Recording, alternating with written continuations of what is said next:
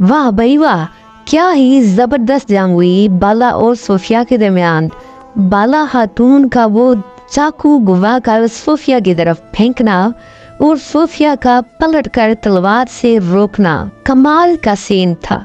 लेकिन बात यहीं खत्म नहीं हुई। जैसे ही लड़ाई शुरू हुई, बाला खातून ने सोफिया को हावी होने ही नहीं दिया। 3-3, 4-4 सिपाहियों को ऐसे धूल चटा रही थी जैसे खेल हो।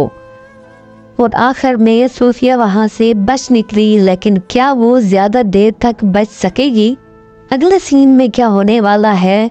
आपका क्या ख्याल है कि अगली बार बाला खातून सोफिया को मुकम्मल तौर पर ख़त्म कर देगी?